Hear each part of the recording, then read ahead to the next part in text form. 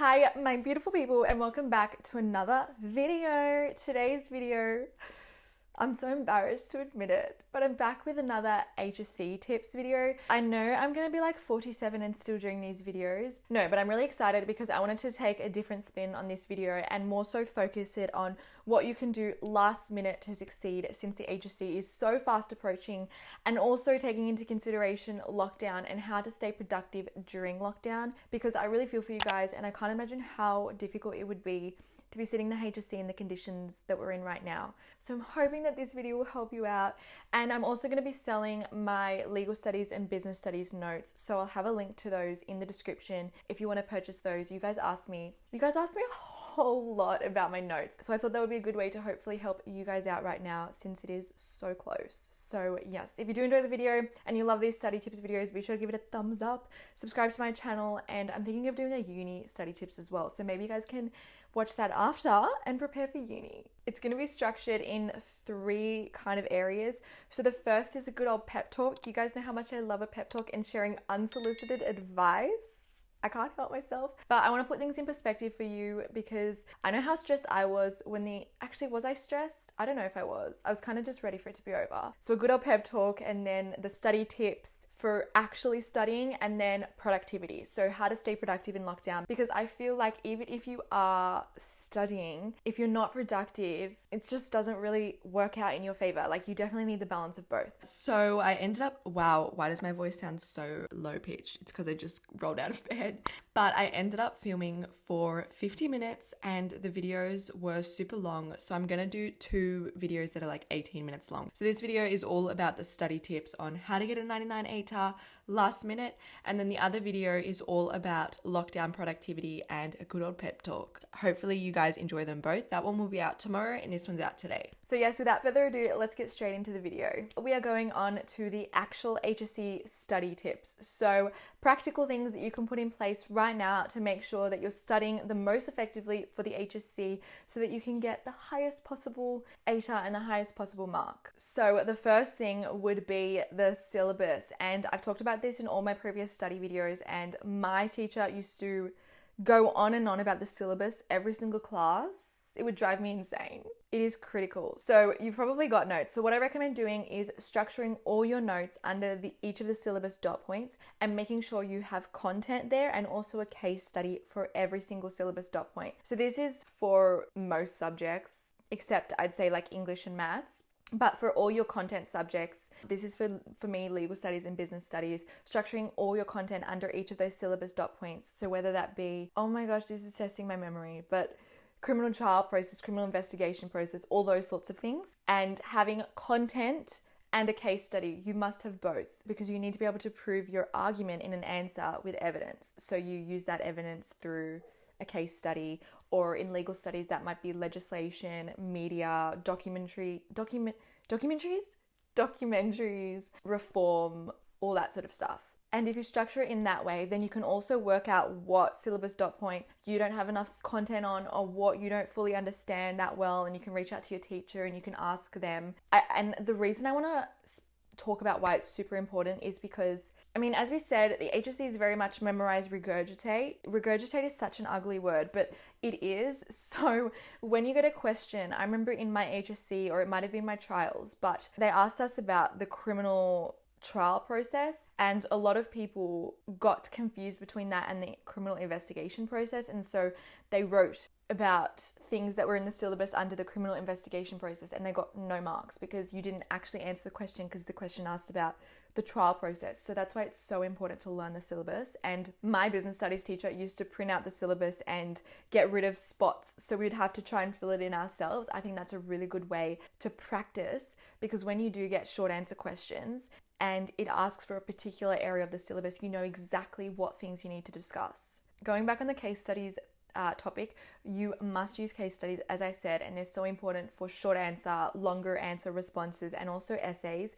And I think it's so easy now more than ever to find case studies because there are so many news articles being written about absolutely everything. So it's pretty easy to find case studies. So yes, make sure you have a case study for every single topic. And if you are struggling with case studies or you don't have any and you've got 1 month left, what I would suggest doing is when it comes to the HSC, it's all about your school performance. So it's really a good time to actually share with friends and get help from one another, especially right now. Maybe you could say to a friend, okay, I'll do the first 2 topics of business studies, you do the second 2 topics, and then let's share, because it's not one teacher marking. So if you have the exact same case studies, it's not a big deal. It's just a way to help one another out to make it easier, and then you both do better together. When it comes to actually studying, oh my god, I use so many hand gestures. When it comes to actually studying the content, I love to talk to myself. And I remember I read this study back when I was in school days, long days ago. And it was like, when you talk out loud, you engage all the senses. So, well, except your nose, unless your breath smells. But you engage most of the senses compared to if you're just reading, because you're engaging your mouth, you're engaging your ears, you're engaging your eyes if you're reading it. So it's more than just reading your notes. So that's how I love to study. I love to talk to myself. And one thing that I've learned over the years is talk to yourself and explain things. Don't just read it out loud and try to memorize it, because that's not actually teaching yourself anything. That's just trying to memorize words. You want to actually explain it to yourself, and that way in the exam, you understand the things rather than just knowing how to rewrite what you read at home. And it's going to be much easier for you to interpret those questions. Another tip would be that the Board of Studies, or NESA, they have a glossary of key terms that they use in all their papers. So words like discuss, analyze, describe, all those types of words. And I'll give discuss as an example. Discuss, you have to talk about arguments for and against. Say if you read discuss this and you don't know the meaning of discuss, or we all know the meaning of the word, but you don't know what NESA is expecting of you, then you're not going to be able to get all those marks because you just can't remember what the word requires of you. So I'll have their website link for this down below, but they have this glossary of key terms, basically all those words and what they expect from those words. So I think that's also super helpful to get easy marks where you can. The next thing is past papers, and I say this again in every single one of my videos, but it's so true. If you can learn the content, that's awesome, and make sure you're doing that right now as well.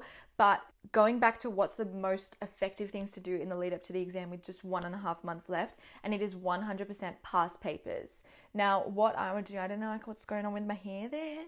It's all good and well to know the content, but if you can't apply that knowledge or aren't that great at answering questions correctly, you're not going to get any marks. So what I recommend doing is maybe studying, say you want to study, we'll give business studies as an example. Say you want to study operations, and then you go online and you do just the operations questions. That way you can have studied the content and test everything that you wanted to possibly test and see what areas you're not the best at, or what areas you really struggle with and you don't really understand fully, and you can go back and study that content better.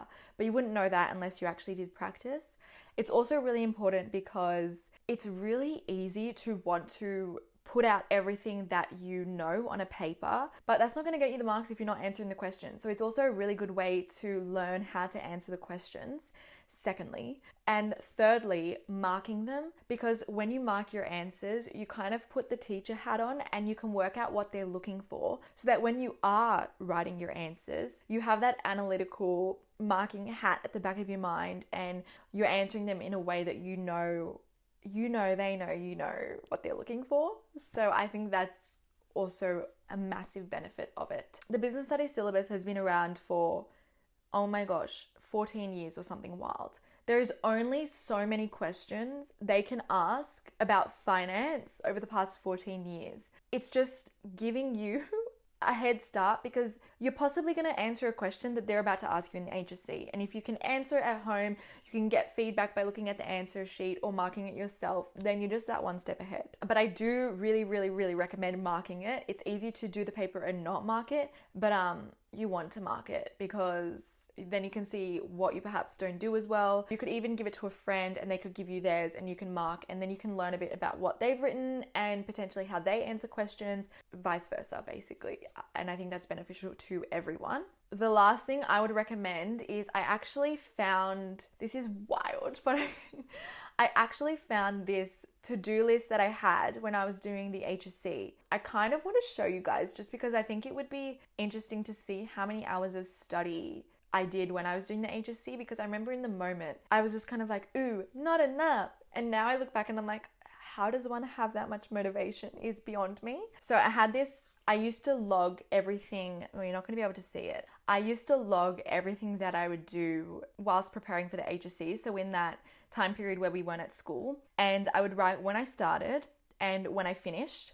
And then I would also write anything that I did that wasn't study. So for example, Monday, the 25th of September, 2017, I studied from 9:40 in the morning to 10:40 at night. I went to the gym from 8 a.m. to 9 a.m. in the morning. And then I did a 2010 maths past paper. I did 2009 maths past paper, question 1 to 4. I did the 2017 legal short answer questions. I did the 2014, 15, 16 legal HSC multiple choice questions. I did the 2014, 2015 business HSC multiple choice questions. I did the 2014 business HSC short answer questions. I read part of my family law notes. I wrote a family law essay, and then I wrote a marketing process essay all in one day, which is absurd to me now. I'm like, how did I have that sort of energy? But all I'm saying is that so much can be done in a single day. Going back onto the past paper topic, you guys will notice that I did in my HSC to-do list that I read out, I did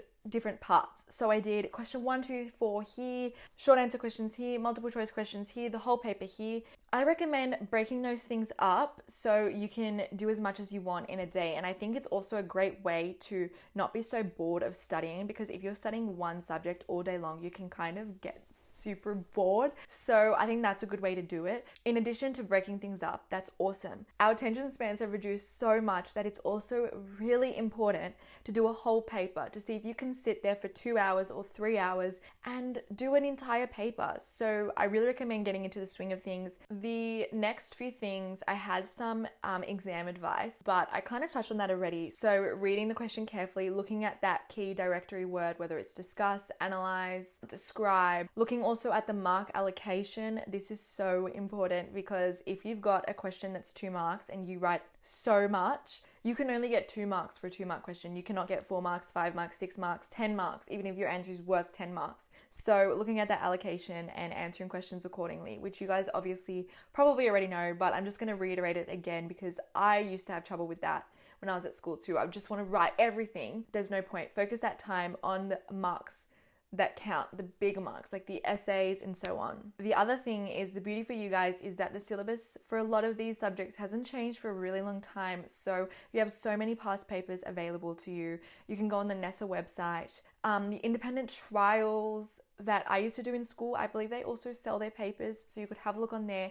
But again, you've got like 12 years of HSC papers, so definitely go through those. The last tip that I have for past papers is something that I've gone on and on about in probably every HSC video as well, but be analytical, not descriptive. You need to evaluate and analyze rather than just describe things, which is why case studies are so important, because they give you that opportunity to do that. The teacher that's marking it knows, well, they know everything about the topic, but they know, for example, if it's business studies, they know what cost leadership is. They want to know what it is, but how it's effective, and what businesses have implemented cost leadership and have been really successful in generating profits, and so on and so forth. So you want to just flip your mental switch and be more analytical versus descriptive, which I know I talk about all the time, but it's true. And same goes for legal studies. If you're doing legal studies, talk about reform, talk about why the legislation was effective or ineffective and why it needed reform, talk about examples, media cases, all the rest of it. Yeah, it's really important to,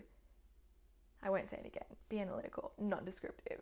Onto English, I'm not really across the new syllabus, and I feel like I've talked a lot about what I did for English, so that's why I didn't really touch on it too much. And I also do think it links with a lot of the same things that I've said for the other subjects, like being analytical, doing past papers, practicing. But if I did have to give some tips, I would say to know your texts really well, to get some critical theory behind your text. Go online onto journals and see what academics have said about your chosen text and draw that in to look like you've done further reading. That's also really effective. Also, make sure that you've got a strong thesis statement. I used to tutor English, and I feel like with a lot of students, they don't really know too much about what they're arguing. They're just kind of talking about the text. So really work out what your argument is and have a strong idea of that before you get into the exam, because ultimately the question will form your argument, but you also want to know what it is that you're saying, whether that be in regards to your themes and your text, and then you draw that question in. So I don't think it's the best idea to go in with nothing prepared. I think you really need to know what your argument is, have a strong thesis statement, obviously find your quotes and stuff, and know what themes are really important to you and what you want to talk about that resonate with you mostly, and then you can draw that into your question. For maths, it's slightly different. It's all about practice, practice, practice, and there's not really anything to study apart from maybe just knowing your formulas. And I think you do get a formula sheet for most maths units, I believe. I think it's kind of a waste of time, so try and learn your formulas off by heart so you don't have to refer back. And also, if you're doing so much practice, you will be able to know them like the back of your hand. So maths is all about practice, practice, practice, practice. And when you do your papers, you can work out which topic you're strong at, which topic you're not, and that'll give you a good idea of what to focus on. Also, I recommend doing them under time conditions. Like I said, I did a lot of those papers under time conditions, and I would do like a maths paper in the day and then bits of other subjects during the day as well. I think that's a really good way of going about it. But at the same time, you need to understand the basics before you can go to the super challenging questions. So if I were to give you guys advice, since it is in a month and a half, how many times can I say it? I feel like this is just me telling you guys your HSC is coming. But my advice would be maybe start off, if you don't know where to start at all, start off with one exam, do one maths exam and work out, okay, what are the topics I'm really unsure about, really not confident in? And then you can focus on doing some easier questions from your textbook and then go on to the super difficult past papers and practice, practice, practice. I think that is literally everything I wanted to talk about in regards to studying. These are the things that I think are the most critical to do last minute before the HSC. So I hope you found that really helpful. And if you did, give it a thumbs up. Another thing that is really helpful to me, at least, is to-do lists. And there's also something called Parkinson's law, which means that work expands to the time that you give to it. Downtime is productive time too. Sometimes you need to slow down in order to speed up. You know your stuff. You have been studying the same thing for almost a year now. It is ingrained in your long-term memory, I can assure you. And there's also literally nothing better you could be doing with your time.